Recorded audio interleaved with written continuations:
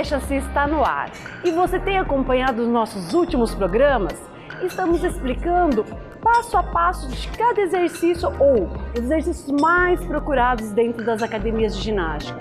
Correção, execução, como otimizar o exercício em si, musculatura que é solicitada, além de várias outras dicas. Você não pode perder, é agora no Mexa-se.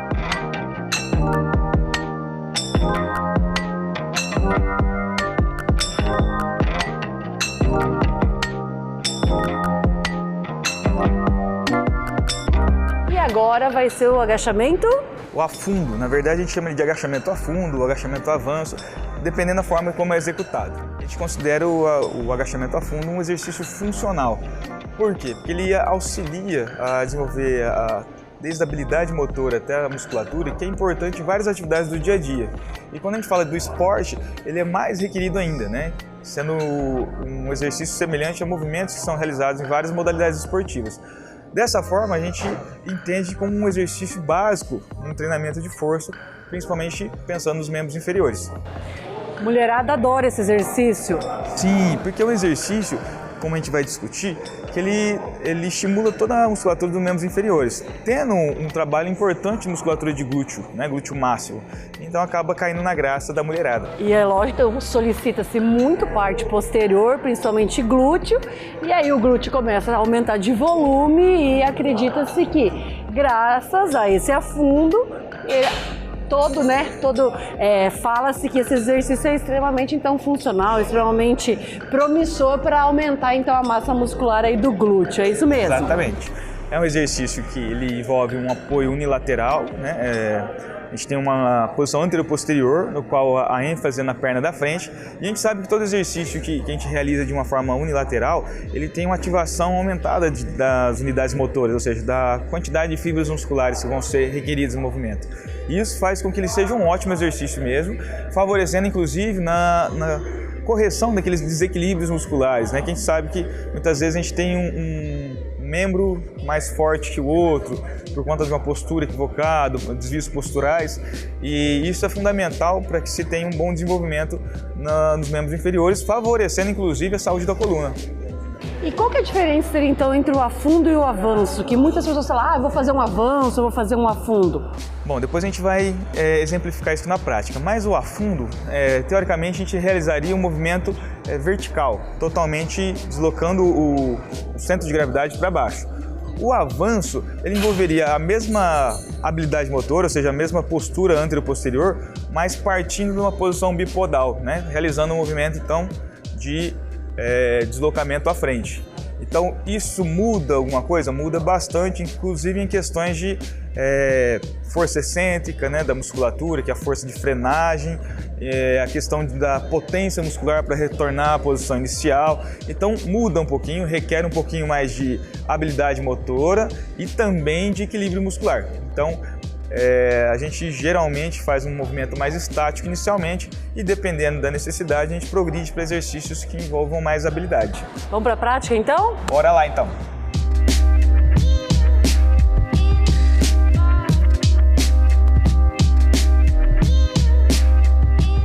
E agora, quem vai demonstrar esse exercício aí, o afundo, é a Tamara. Olha que linda, essa morena. Vai arrasar aí no exercício e é lógico a gente auxiliando e explicando aí a execução do movimento. É isso aí. A Tamara, né? A Tamara a gente estava conversando, ela faz atividade física, no entanto, não faz tanto tempo assim, né, Tamara? Então, melhor ainda que a gente vai poder observar, de repente, alguns déficits do movimento que a gente vai dar algumas dicas para ser corrigido. Então, primeira coisa, o movimento de afundo ele tem que ter uma postura que dê condições de equilíbrio, já que esse afastamento anterior-posterior favorece um desequilíbrio, né, lateral. Então, é legal que a gente comece com a postura dos pés à largura do quadril e realize o afastamento para que não faça esse pé de trás, não fique muito atrás do da frente, né? Tendo uma dificuldade de equilíbrio, ok? Então vamos lá, Tamara, vamos...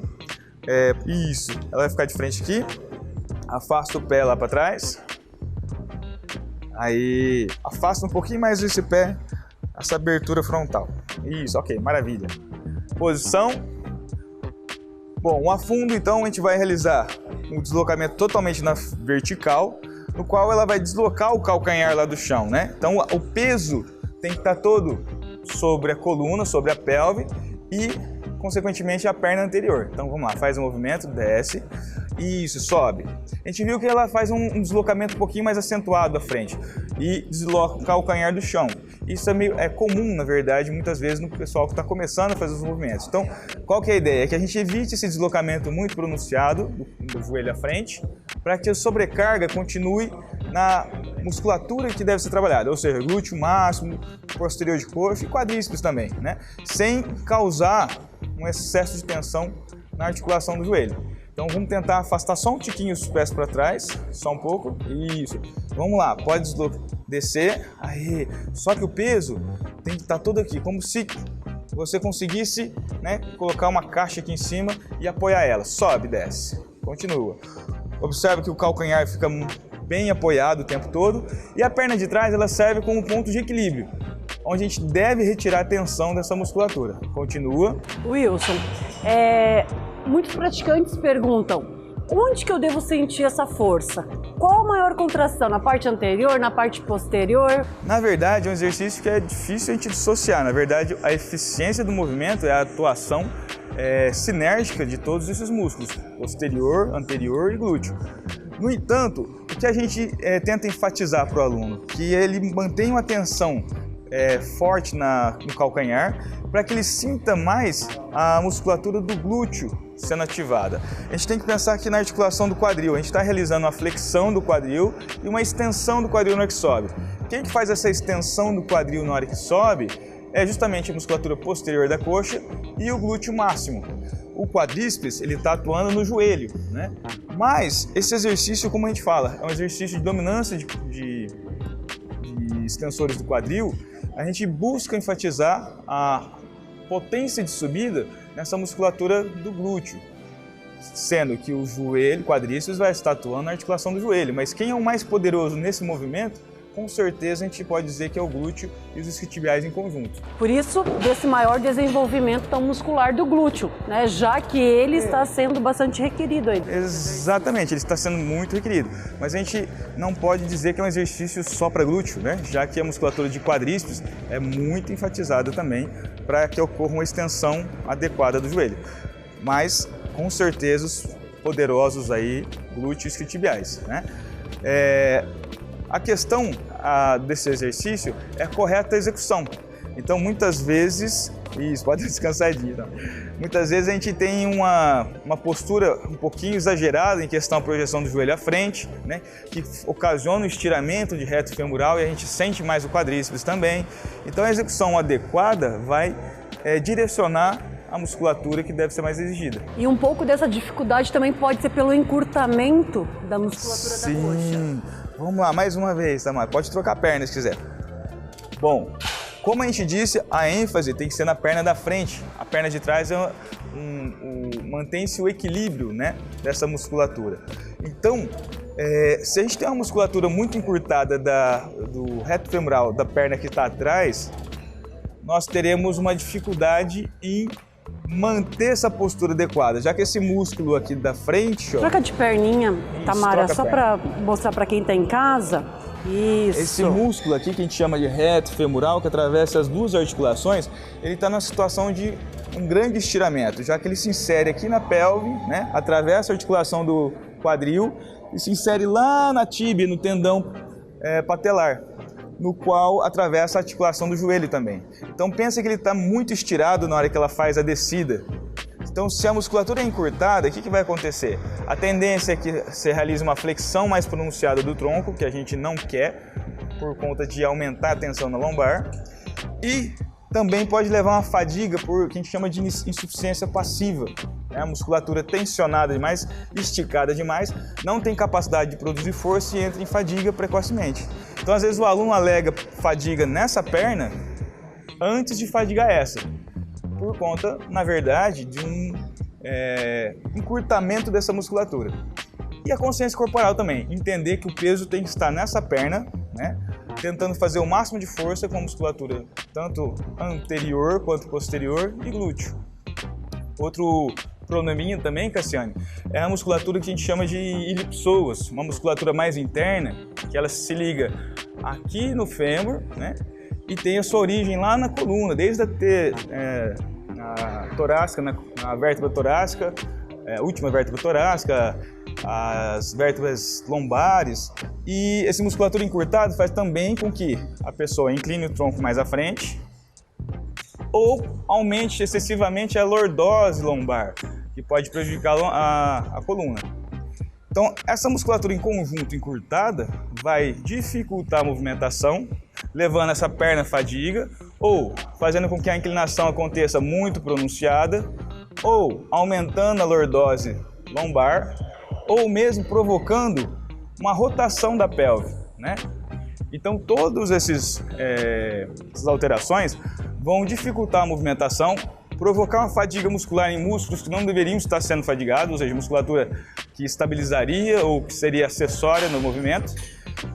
Então, é importante que o professor e o aluno observe, seja avaliado, para que a gente entenda se o exercício está sendo difícil por conta de déficits musculares, seja encurtamento, ou seja desequilíbrio entre os músculos, ou por conta de realmente a força, a capacidade de se suportar o peso corporal ainda é muito fraca, né? Então a gente tem que lançar mão de estratégias. No caso aqui ela está fazendo o afundo, e o que diferenciaria então para o avanço? Bom, vamos ficar de frente para cá.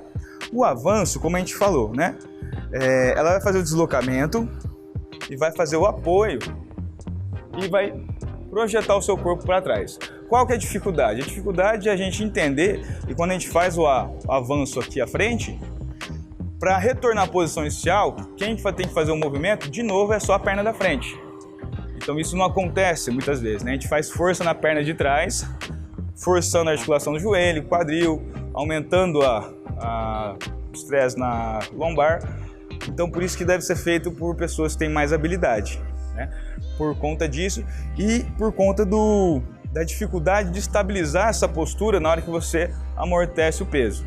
A gente sabe que além da musculatura de quadríceps, isquiotibiais, glúteo máximo, a gente tem a musculatura lateral, que é o glúteo médio, musculatura medial, que são os adutores, que apesar de não serem músculos que vão auxiliar realmente na produção de força, na potência, eles vão atuar como estabilizadores.